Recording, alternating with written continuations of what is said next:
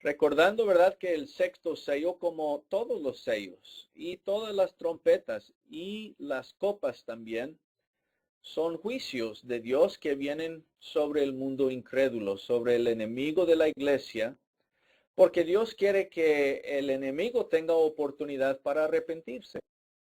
Y hablábamos la vez pasada que esto no es nada diferente con la forma en que Dios hizo las cosas en el Antiguo Testamento también, ¿verdad? Dios siempre es un Dios que quiere que todos se arrepientan, ¿verdad? Así que en este sexto sello se hace la pregunta, ¿quién podrá sostenerse en pie cuando ese día de juicio finalmente llega? ¿Quién va a sobrevivir? ¿Quién puede estar firme?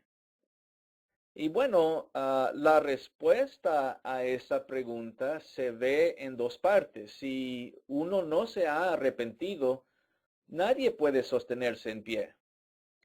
Pero si uno es miembro del reino de Dios, esos son los que permanecen fiel en el día de juicio, ya que para ellos el día de juicio no es juicio, sino bendición. Así que la pregunta que se hace ahí al final en el verso 17 se puede contestar de dos maneras, dependiendo en qué grupo nos encontramos, ¿verdad? Ahora, para contestar la pregunta más detalladamente, por eso está el capítulo 7. Entonces, el capítulo 7 en verdad sirve para contestar esa pregunta que se ve al final del capítulo 6. Y se va a presentar a la iglesia, a los cristianos, como aquellos que en verdad pueden permanecer firmes cuando llega este día de juicio. Bueno, aquí está el PowerPoint para el día de hoy, capítulo 7. Ahí vamos a seguir algunas de las cosas que queremos mencionar con relación al capítulo 7. Y como pueden ver en el título aquí, hermanos, el título es La iglesia es protegida, conservada, mantenida en manos de Dios. Así que si recordamos que el 7 contesta esta pregunta del 6, es mucho más fácil entender el contenido del capítulo 7. Así que vamos a ver lo que tenemos para hoy. Primeramente, este capítulo es un interludio. Y con interludio estamos diciendo que interrumpe un poco el progreso de la revelación de los sellos. Si vemos aquí los versos 12 al 17 del capítulo 6, es el sexto sello, pero el séptimo sello no se presenta hasta el capítulo 8, verso 1. Así que ahí en medio del sexto y el séptimo sello está el capítulo 7. Y este capítulo quiere asegurar a los cristianos que ellos estarán bien. Cuando estos juicios vienen contra el mundo incrédulo, ¿qué pasa con los cristianos? Bueno, ellos están seguros en manos de Dios. Así que el capítulo 7 es como un interludio entre el sexto y el séptimo sello. Los cristianos o la iglesia es aquella que puede sostenerse en pie. Ok, ahora sí, viendo el contenido del capítulo 7. El capítulo 7 está dividido en dos partes. Los versos 1 al 8, que nos presentan la visión de los cristianos siendo sellados mientras están en la tierra. Y luego la segunda parte se ve en los versos 9 al 17, donde se ven a la iglesia no sobre la tierra, pero ya en el cielo, victoriosa, triunfante. Entonces podemos decir, como es la costumbre del Apocalipsis, es que nos va a presentar dos realidades. La realidad de los santos mientras están en la tierra y luego la realidad de los santos al estar en el cielo. Así que nosotros vamos a ver este capítulo 7 en estas dos partes. Primeramente los versos 1 al 8. Ahora, lo que debemos recordar de esta visión aquí en el verso 1 al 8 es que tiene mucha conexión con Ezequiel capítulo 9.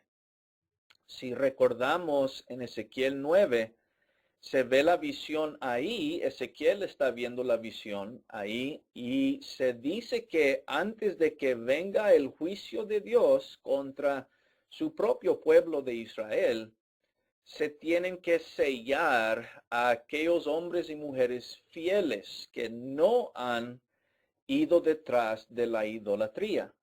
Y de esa forma a Ezequiel se le comunica lo mismo que se comunica a Juan aquí. La razón por la cual se sellan a los santos en esta visión es para decir que ellos pertenecen a Dios.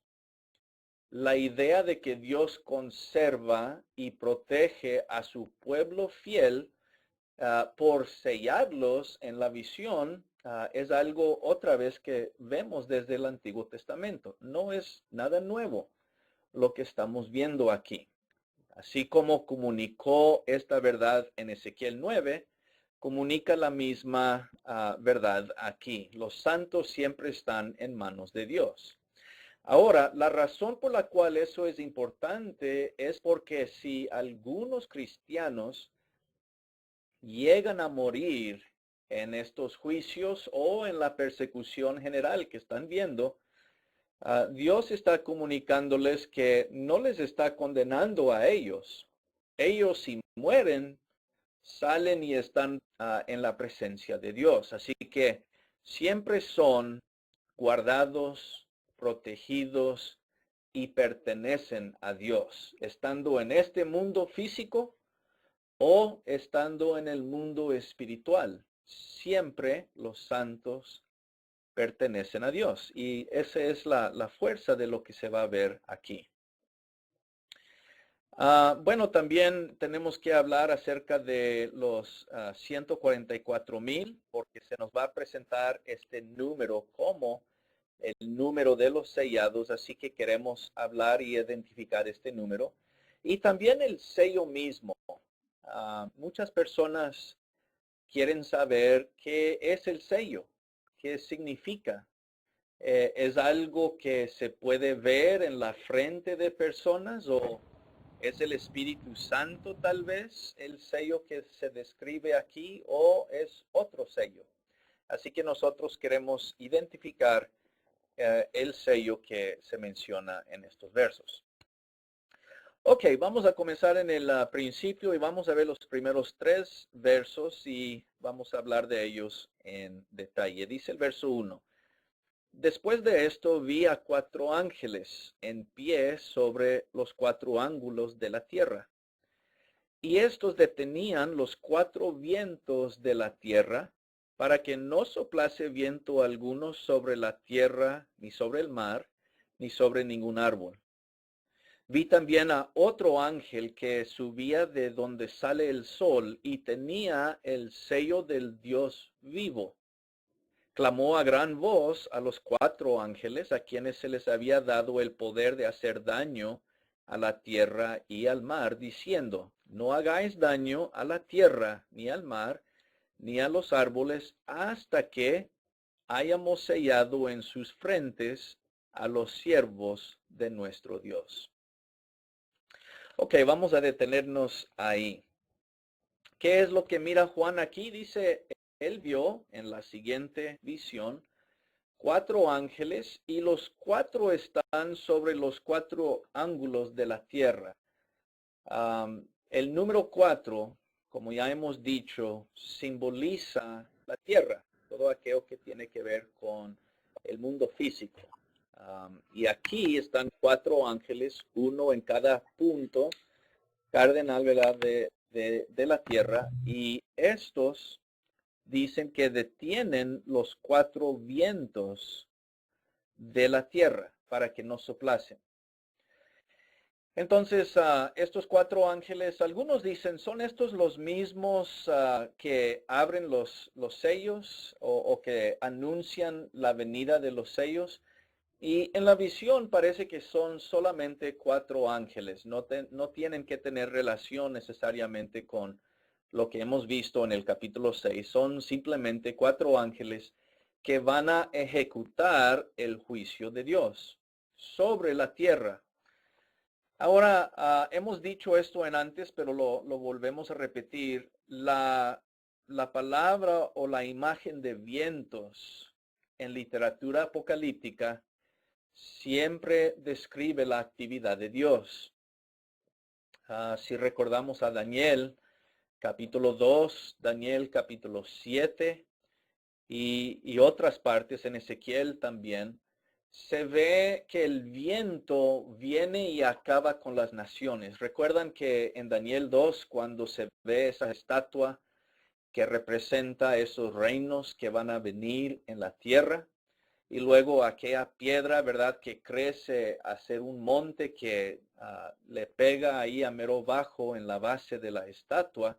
Dice que el viento vino después y arrastró, acabó con aquella estatua, significando, ¿verdad?, que esto es acción de Dios. Así que cuando vemos los vientos aquí que están por soplar sobre la tierra, estos vientos simbolizan la actividad de Dios que se describe en los versos 12 al 17 del capítulo 6. Ahí se habla del gran día de Jehová que ha llegado. Entonces, aquí en el comienzo del capítulo 7, los vientos están por soplar, están los juicios de Dios por llegar, pero se pone una pausa, un alto ahí, hasta que se sellen a los santos. Y como mencionamos, es paralela a esta visión a lo que vemos en Ezequiel 9, donde se hace lo mismo. Antes de juicio, se sellan a los santos o a los fieles del Señor. Se nos menciona aquí también el viento no debe soplar sobre la tierra, el mar, ni ningún árbol. Estas 3 partes, tierra, mar y árbol, simbolizan en su conjunto el grupo de los incrédulos, es decir, el mundo incrédulo. Ya hemos visto la tierra que representa al mundo incrédulo en Apocalipsis. Aquí vemos al mar y esto se va a ver más en el futuro, pero los 3 juntos representan el mundo incrédulo, ya que la tierra, como hemos dicho en antes, simboliza el mundo incrédulo. No la iglesia es representada por figuras del cielo, pero el mundo incrédulo sí es representado por estos detalles del mar, la tierra y del árbol. Ahora, este ángel que sube de donde sale el sol, de la dirección del este o del oriente. ¿Por qué de ahí? Porque de ahí sale el sol, ¿verdad? Y el sol es la figura de luz. Entonces, este ángel viene desde la presencia de Dios. En la tierra, la dirección es el oriente. Tal vez sabemos que el templo y el tabernáculo ambos tenían su cara, su frente hacia el oriente. Para cuando subía el sol siempre pegaba ahí enfrente, símbolo de la presencia de Dios. Entonces, aquí este ángel viene de donde viene la luz, es el punto. Y él tiene el trabajo de sellar a los santos. Ahora, viendo el verso 3, se nos dice que este ángel debe sellar a los santos en sus frentes. Ahora, su frente, y más adelante en Apocalipsis se va a hablar de la mano derecha, el sello va o en la frente o en la mano derecha. Y básicamente la frente habla de identidad. Se marca a alguien en literatura apocalíptica en su frente o en su mano derecha, porque este es el lugar de identidad. Tal vez recordamos que el sumo sacerdote llevaba una placa en su frente, en su turbán, una placa de oro que decía santidad a Jehová. Y la razón por la cual estaba ahí en la frente es para recordar al pueblo y al sumo sacerdote que él, el sumo sacerdote, pertenecía a Dios de una forma muy especial. Era su representante al pueblo de Dios. Y a la misma vez, el sumo sacerdote era el representante del pueblo hacia Dios. Entonces, esa placa de oro recordaba al sumo sacerdote y al pueblo de su identidad.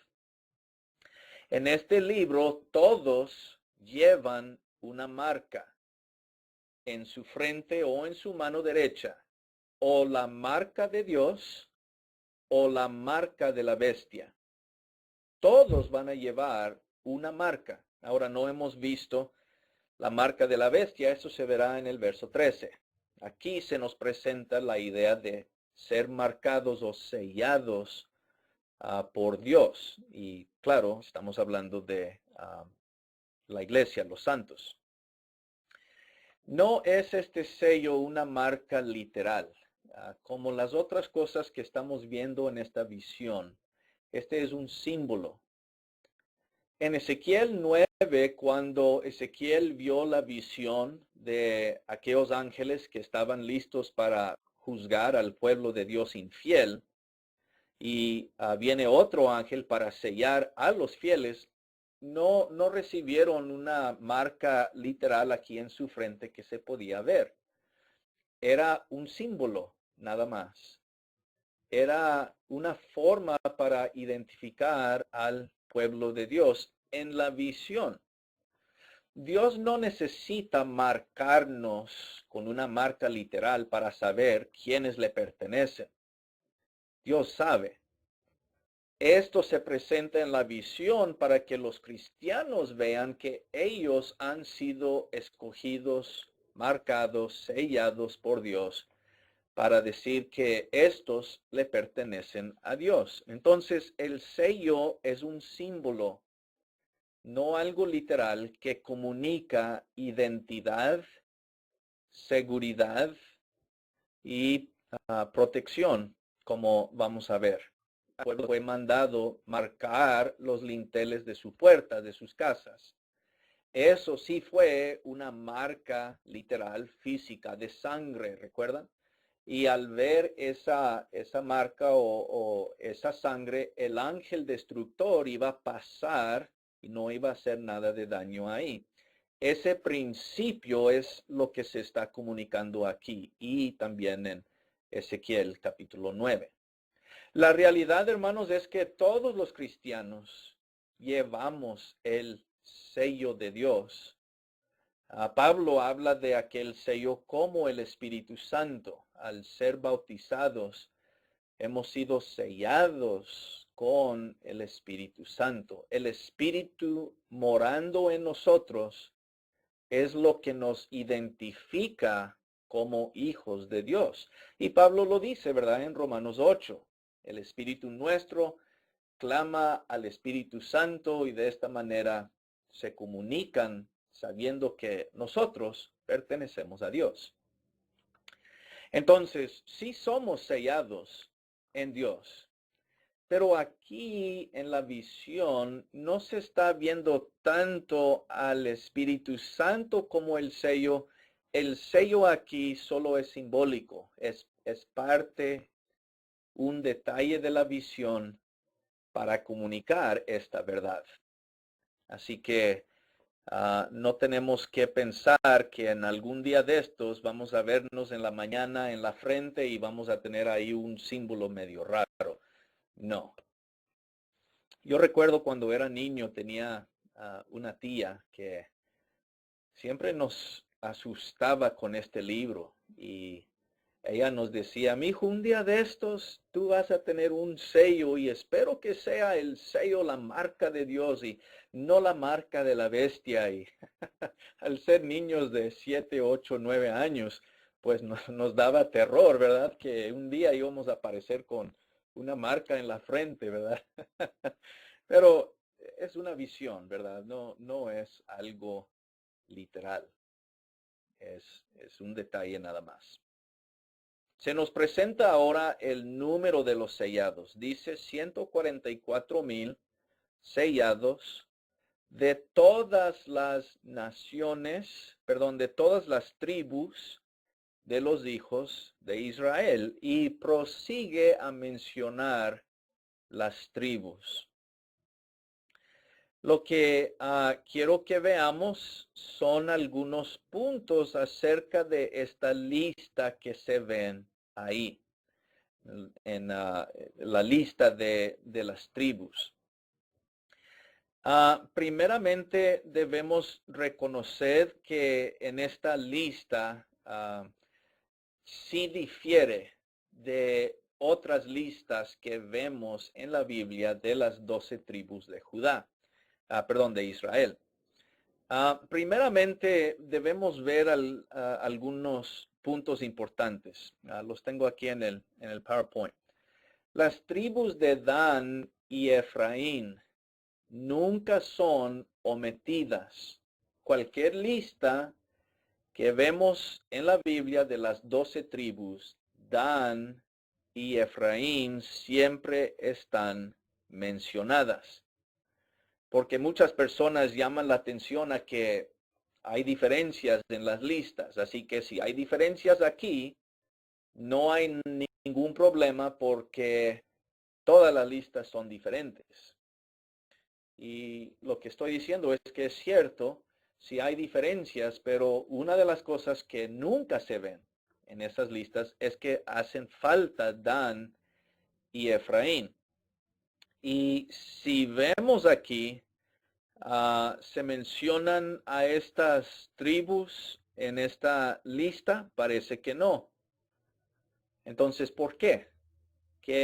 ¿Cuál es la razón por la cual no se ven algunas de estas tribus? Si son las tribus literales, porque eso es lo que opinan muchas personas que quieren interpretar literalmente, dicen, estas son las 12 tribus de Israel, literalmente hablando.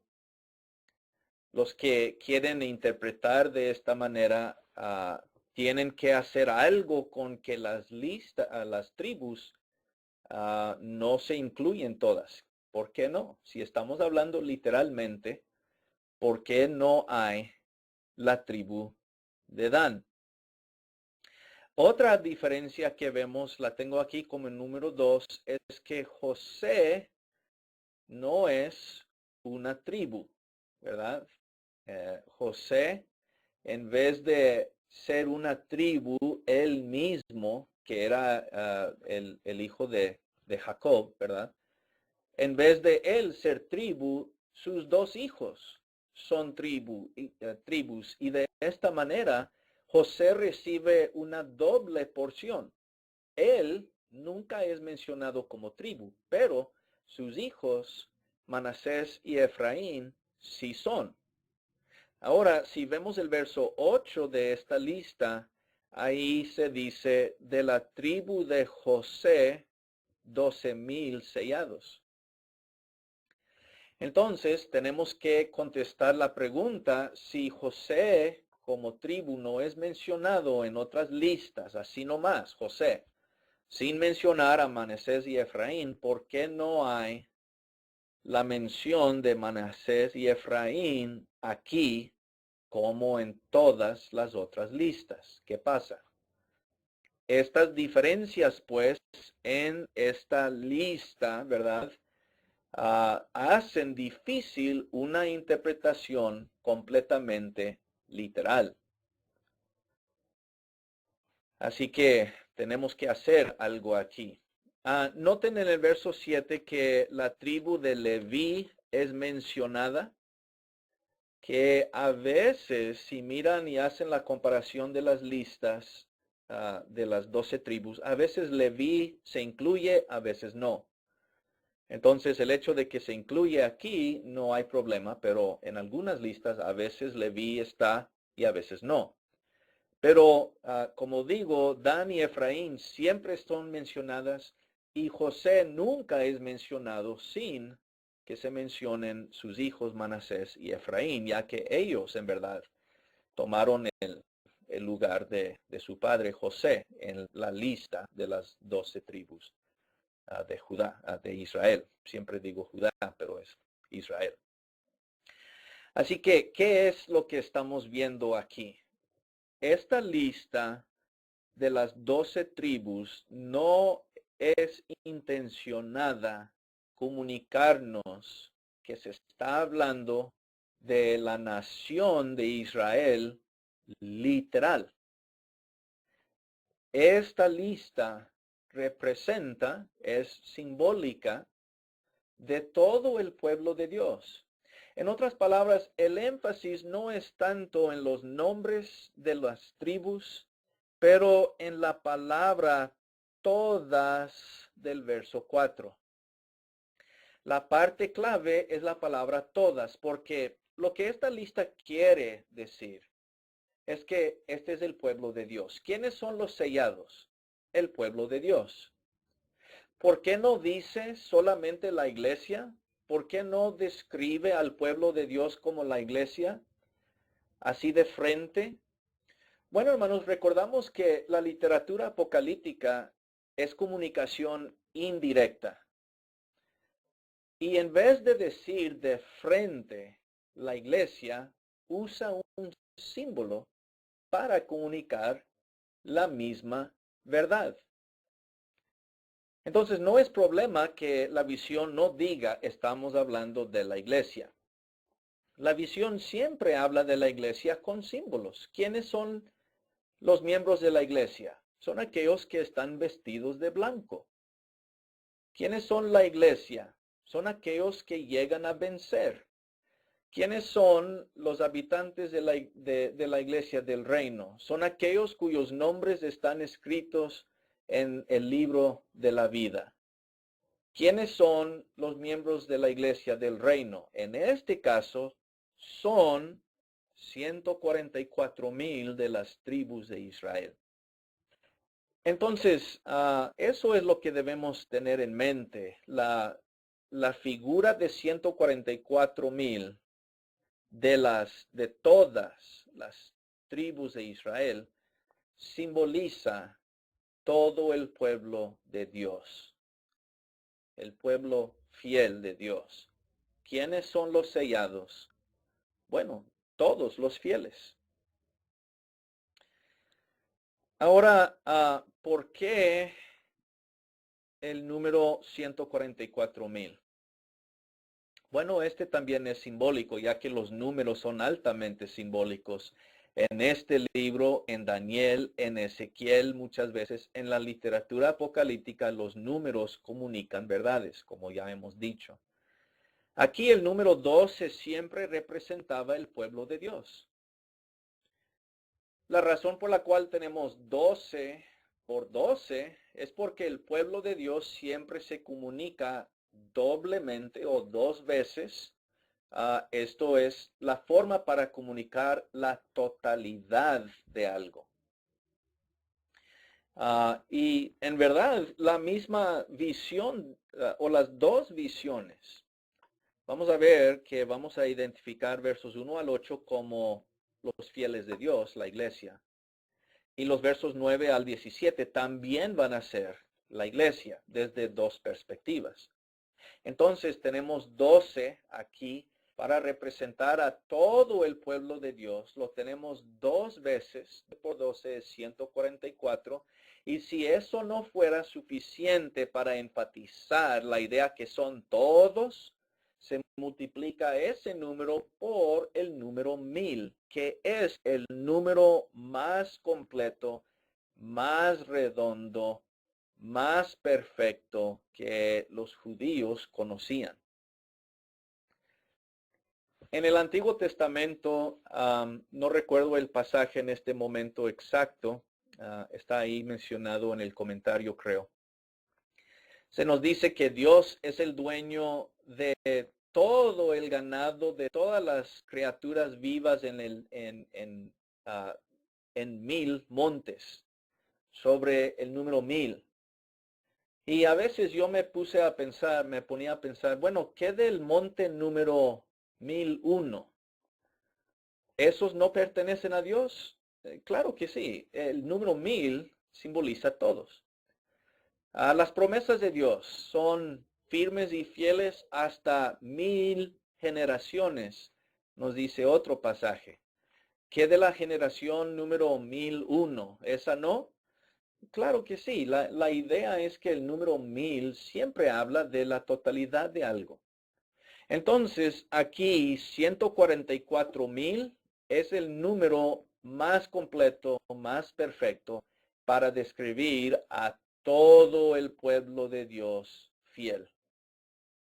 En verdad, no hay un número que nosotros podemos expresar literal porque nosotros no sabemos. Dios sí sabe, ¿verdad? Cristo habla de que Dios hasta conoce el número de cabellos en nuestra cabeza. Él sabe exactamente la cuenta de todos aquellos que son de Él. Pero cuando nosotros vemos a lo largo de la historia de la iglesia y nos hacemos la pregunta, ¿cuántos fieles han habido? Para nosotros no se puede contar ese número. A Abraham se le dijo, tu descendencia será como la arena del mar. Bueno, ¿cuántos granos de arena hay? Seguramente hay un número, pero el punto de esa forma de decirlo es para decir que es un número que no se puede contar. Es muy grande. Justo como vamos a ver que una gran multitud, verso 9, cuando ya vemos la segunda visión, la gran multitud celestial ahí, se nos dice el verso 9, la cual nadie podía contar. ¿Por qué? Porque son muchos. Entonces aquí son 12,000 de cada tribu, bueno, de todas las tribus, para enfatizar que estamos hablando de todos los fieles del pueblo de Dios. Ellos son sellados, conservados, protegidos, identificados como aquellos que le pertenecen al Señor. Así que Dios va a juzgar al mundo incrédulo. No está juzgando a su pueblo fiel. Esa es la idea, el principio que se está comunicando aquí. No olvidemos, hermanos, que la palabra Israel no siempre habla de Israel, la nación. Pablo se refiere al verdadero de Israel varias veces, especialmente en Romanos y en Gálatas. Pero con esa descripción, Pablo no está hablando de la nación literal de Israel. Él está hablando del pueblo de Dios, la iglesia, especialmente en Romanos 9 al 11, ¿verdad? Muchas personas miran a esta visión como la realidad de que Dios algún día de estos tomará a la nación de Israel y la levantará en este mundo para que sea la preeminente como lo fue antes, justo por cosas que vemos en Apocalipsis. Ese es el problema de ver esto literalmente, porque si ponemos atención a Pablo, Pablo nos va a decir que Dios ya ha terminado de tratar con Israel como su pueblo escogido. Y ahora Dios utiliza a la iglesia como su pueblo escogido. ¿De que israelitas pueden entrar al pueblo de Dios, la iglesia? Claro que sí. Y es justo lo que Pablo está hablando en Romanos 9 al 11. Él dice, todos pueden entrar. La realidad es que la mayoría no van a entrar y eso me causa mucho dolor, dice Pablo. Sin embargo, algunos pueden entrar. Así que espero que esta explicación nos ayude para comprender un poquito más esta figura de los 144,000.